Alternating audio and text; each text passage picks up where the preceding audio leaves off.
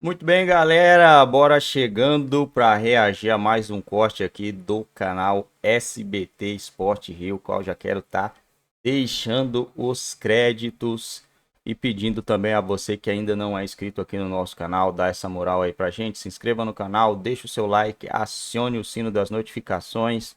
Vamos ver o que o jornalista Luca Pedrosa tem a falar sobre esse jogaço de ontem entre Vasco e Flamengo.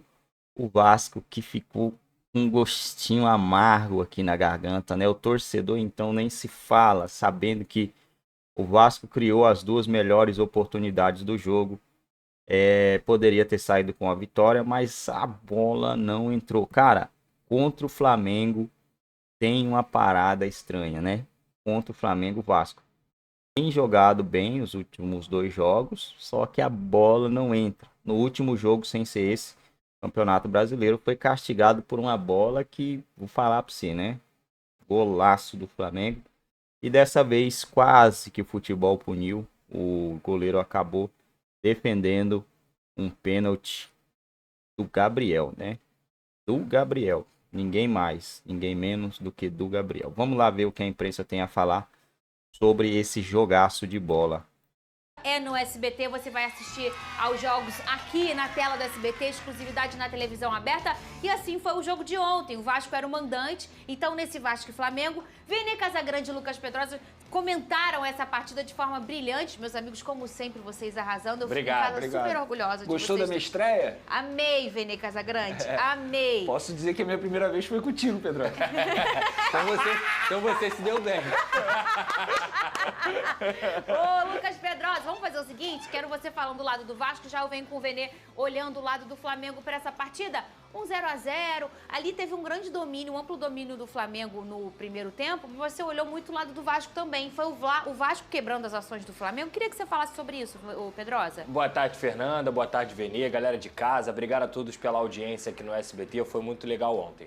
Cara, eu acho que o Flamengo, nos 20, 25 primeiros minutos do primeiro tempo, conseguiu controlar o jogo, até porque já era algo esperado. O Ramon Dias, inclusive, foi com uma postura para esperar esse contra-ataque, conseguir pegar o Flamengo nesse contragolpe, justamente pelo que a gente sempre fala aqui no programa, a vulnerabilidade defensiva que o Flamengo tem. E o Vasco até conseguiu fazer isso, demorou um pouquinho no primeiro tempo, mas também teve grandes oportunidades. Então eu acho que quando o Ramon Dias colocou 3 zagueiros, o Léo na esquerda e o João Vitor na direita, eles puderam apoiar bastante o Lucas Piton e o Paulo Henrique. No primeiro tempo, o Vasco focou mais do lado esquerdo. Eu até falei isso na transmissão, que eu acho que deveria equilibrar. E a entrada do Adson fez isso no segundo tempo. O Vasco teve uma grande chance com o Verratti. E aí a gente tem que dar mérito ao Léo Pereira por ele ter perdido. Vale lembrar que a gente vai falar sobre isso também daqui a pouco, sobre a lesão do Verratti. Depois o Vasco teve outra grande oportunidade no segundo tempo com o mesmo Verratti. E aí nessa eu não posso dar mérito pro Léo Pereira. Nessa, para mim, o Verratti perdeu o gol.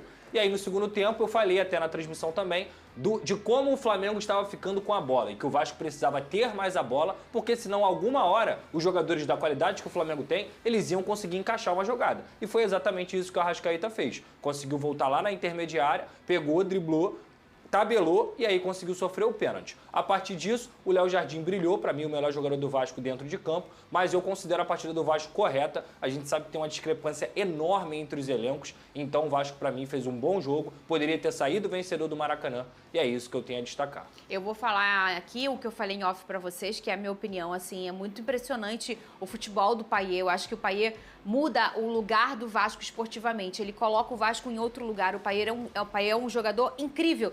Inclusive, eu vi a entrevista lá na Flá TV, a repórter pergunta: você tá gostando de quem? Aí o menino: do Payet. Vocês viram isso?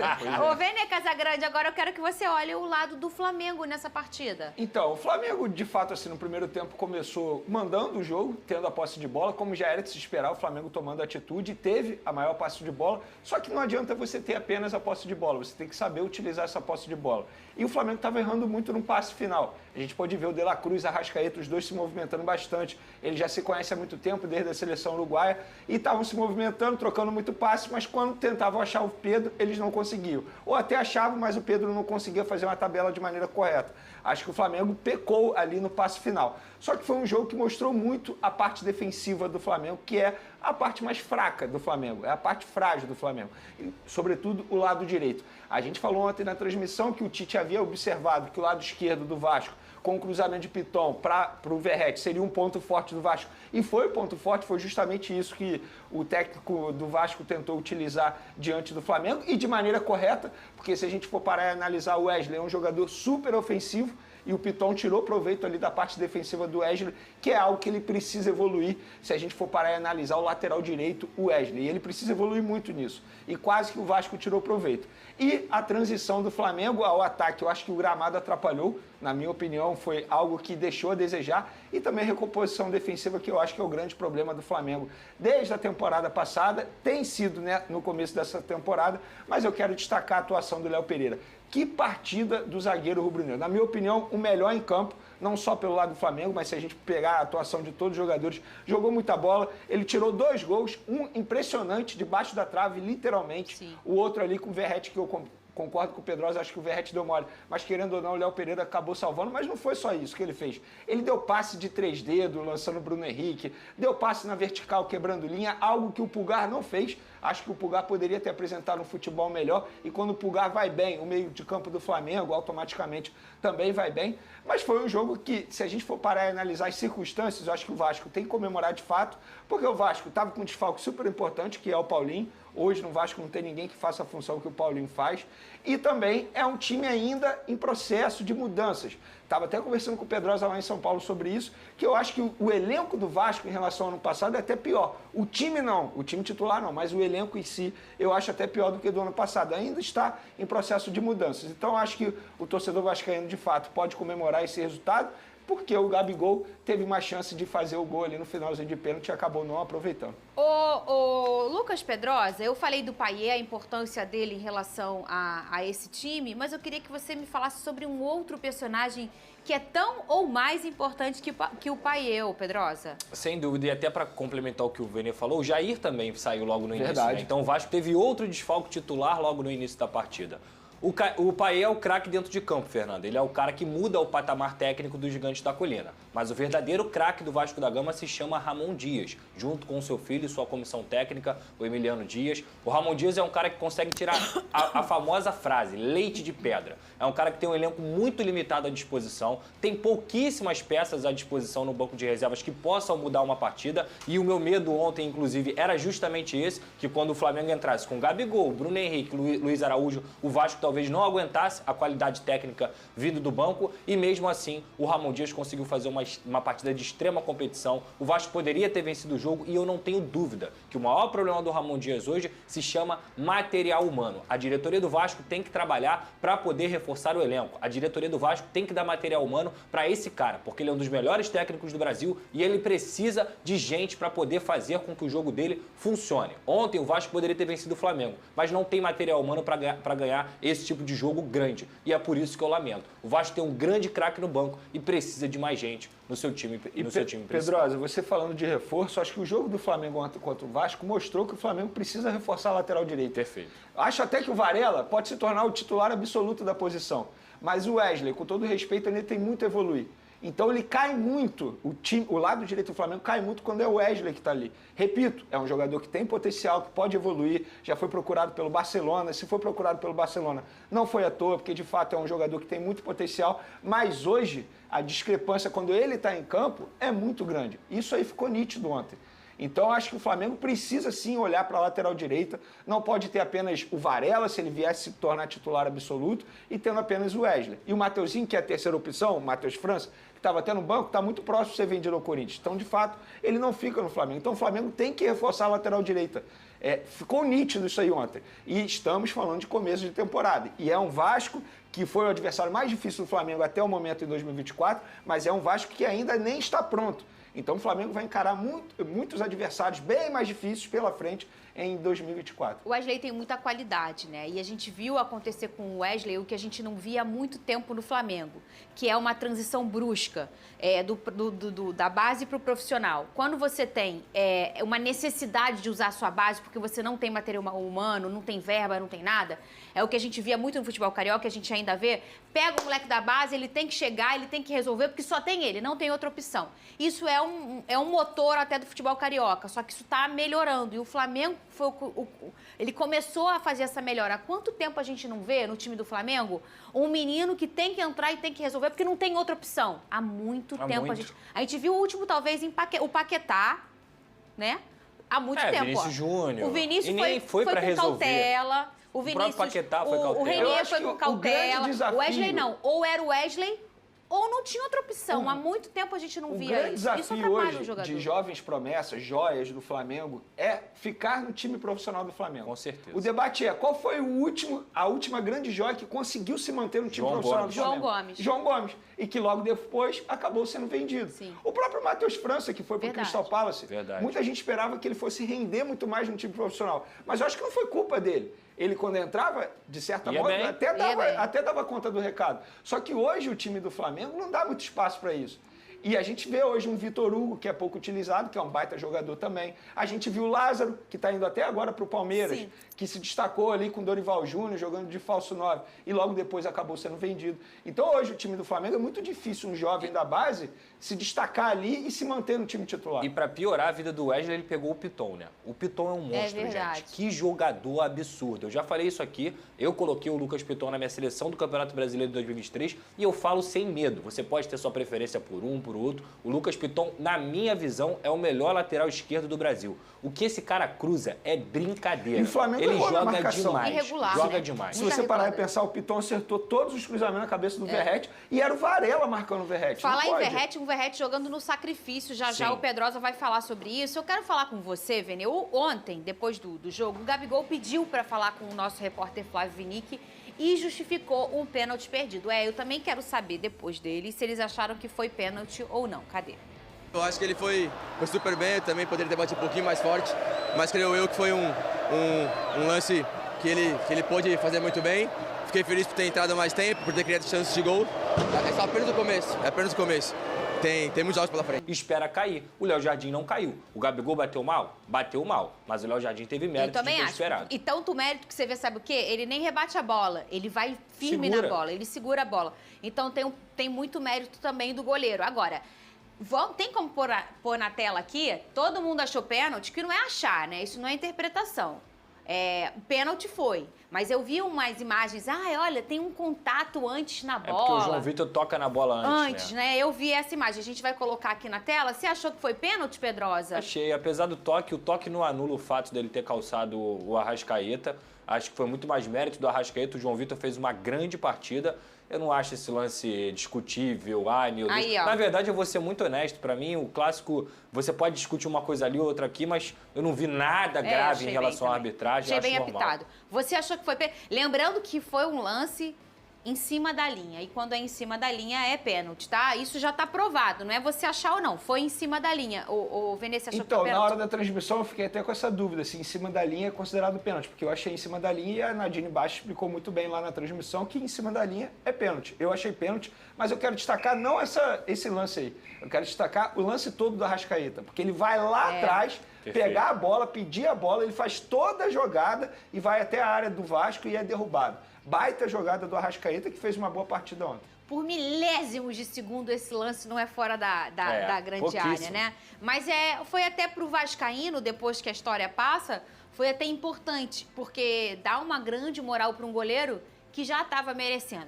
Falamos do Gabigol, quero falar da outra ponta, quero falar do Verratti. Eu li um tweet seu ontem dizendo que ele está jogando no sacrifício. O que está acontecendo com o Verratti, Pedrosa? O Verratti teve uma fissura na costela desde a pré-temporada no jogo contra o Deportivo Maldonado. E aí ele tá com 2 fissuras, na verdade, e digamos assim, eu vou usar as palavras que eu... Foi o quê? Uma cotovelada? Foi uma cotovelada que ele tomou quando ele subiu para cabecear, aí deram uma cotovelada nele e ele tem jogado no sacrifício. Por quê? Lembra do que a gente falou do Wesley aqui? Hoje o Vasco tem só o Ryan como uma opção para o centroavante. Então como é que você coloca um garoto de 17 anos num clássico contra o Flamengo, numa situação onde o Vasco já vinha muito pressionado pela derrota com o Nova Iguaçu e não coloca o Verratti? Eu só tenho que valorizar aqui o que o Verratti fez, o sacrifício que ele jogou, isso tem que ser deixado claro. O Emiliano falou, ele jogou com 30% do que ele pode jogar realmente. A informação que eu tenho é que o Verratti está tendo dificuldade para dormir e ele quis jogar no sacrifício. Então a culpa jamais vai ser do Verratti por querer jogar no sacrifício. isso. A culpa é da diretoria que não deu um centroavante reserva ainda para essa posição de suplente. O Verratti está jogando desde a pré-temporada machucado e a diretoria não buscou um centroavante reserva. Então o Verratti, palmas para ele e não para a diretoria que não conseguiu trazer um substituto. Olha, muita gente fala de várias lesões, tendão de Aquiles, péssimas lesões no futebol, e eu digo que uma das piores para qualquer atleta de alta performance é a lesão na costela. Eu já tive uma lesão na costela, que eu já sofri um acidente de carro gravíssimo há muitos anos, e é ruim para respirar, para dormir, para viver, para tudo. É muito ruim. Agora, imagina você ter que entrar num choque, o tronco que você usa para mudar a direção, para se deslocar, para se sustentar, para respirar, para cabecear. Para enfrentar o Fabrício Bruno. Tudo. Vai. É muito ruim Vai, jogar tenta lá com a jogar, costela. vai. E um ponto. A costela não é um osso que você vai mobilizar Não. e melhora. Não tem como, o porque tempo. ela faz parte da nossa respiração. Então, a recuperação de costela é muito ruim. Jogar com costela machucada E ele é vai pior parar, ainda. ele vai parar. Ele vai parar, Vai Pedrosa? ficar pelo menos aí uns 3 jogos fora, justamente por conta disso que você falou. Não tem um remédio Não. específico. Você tem que É esperar o repouso. corpo se recuperar. Talvez pensando na semifinal. Talvez a pior lesão seja o pubis. Óbvio, tem aquela que você precisa operar. Essa Sim, daí a claro, gente é. nem tá botando em debate. Mas pubis também é um negócio Não, eu não estou assustador. dizendo que é a pior. Eu disse isso, mas eu É quis uma dizer das, que é uma ninguém das. fala da É. costela. Porque quando a gente fala do pubis, tendão de Aquiles, fala um monte de coisa, mas quase ninguém lembra da costela. E quando as pessoas não levam a costela, que Respira dói, bobagem. gente. Respira dói. Respirar dói. Deitou dói, é muito ruim. Ó, vamos falar daqui a pouco. Eu não queria falar do Botafogo, mas me falaram no ponto. É pra falar do Luiz Henrique. Bom, galerinha, é isso aí, rapaziada. Jogaço do Vasco ontem acabou dando uma animada na sua torcida depois do jogo contra o Nova Iguaçu, onde o Vasco perdeu o 2-0, né? Muito porque usou um time misto e porque entrou desfocado, né? Achou que ia ganhar o jogo de qualquer jeito, a qualquer momento. O Vasco, vamos dar uma olhada na classificação aqui. O Vasco tem 6 jogos e 9 pontos. O primeiro time na zona de classificação tem 10 pontos, né? Só que aí a gente tem Flamengo e Madureira, Portuguesa e Volta Redonda com 5 jogos. Se esses times ganharem, distanciaria mais ainda o Vasco da zona, né? Mas o time que mais tem a possibilidade de vencer é o Flamengo, que vai enfrentar o Botafogo, né, galera? O Botafogo aí na próxima rodada. O Vasco vai enfrentar o Audax. 9, 10, 11, 12. O Vasco pode ir a 12 pontos. Acredito que vai a 12 pontos. Vai vencer o Audax. E depois tem Fluminense e Botafogo. 2 confrontos fora de casa. Aí, parça. Aí vai ser jogo duro. Aí vai ser jogo difícil, jogo complicado para o Vasco da Gama, né? 2 jogaços de bola. Meus amigos, o Vasco tem que ficar aí no mata-mata principal, né? Não pode cair, cara. Não pode deixar, cara. Seria loucura o Vasco ter que disputar a tal da Taça Rio, acho, né? Taça Rio, não sei como que funciona mais. Eu sei que os 4 azulzinhos mais claro aqui, né? Os primeiros 4 vai para as semifinais. O segundo, do 5º até o 8º, vai para outra semifinal de outra taça, né? Taça secundária, sei lá. Mudou tudo agora nesse Campeonato Carioca novamente. O líder é o Fluminense com sobra, né? O Fluminense tem 14 pontos. Líder sobrando aí. O Botafogo, que é o segundo colocado, tem 11. Nova Iguaçu, 11. E o quarto, Boa Vista, tem 10 pontos. E aí vem Madureira, Flamengo e Vasco com 9 pontos. Sendo que o Flamengo e o Madureira têm um jogo a menos. Vasco possui tratativas avançadas para contratar Breno Lopes do Palmeiras. E aí, galera? Será que seria uma contratação inteligente? O Vasco melhoraria com essa contratação? O que vocês acham? Deixa aí a opinião de vocês aí, se esse é um reforço aí pesadão para o Vasco da Gama, né? O Vasco está no mercado em busca de um reserva para o atacante Pablo Vegetti. A diretoria entende que nessa temporada é necessário qualificar o elenco e conseguir fechar com um substituto para o centroavante argentino. Assim, o clube carioca identificou em Breno Lopes um forte candidato e tem tratativas encaminhadas com o Palmeiras. A informação inicial foi do jornalista Matheus Gilberti e o Jogada 10 obteve a confirmação com o staff do atleta. Vamos ver, né? Vamos ver. As diretorias de ambos os clubes estão otimistas com o desfecho positivo na negociação. O Alviverde não deve dificultar a liberação de Breno, até porque o vínculo com o jogador vai até o fim de 2024, um indicativo de que a saída do atacante pode estar próxima e está no fato de Abel Ferreira não o ter utilizado na final da Supercopa do Brasil. Vamos ver o valor, né? Se tem alguma coisa assim sobre os valores aí. Não tô achando. Galera, não fala muito de valores aqui não. Mas acredito que deve girar aí em torno de 5 milhões de reais, estourando isso aí, né? Não é possível que seja um valor maior que esse. Mas vamos ver aí como vai se desenrolar essas tratativas, essa negociação, beleza?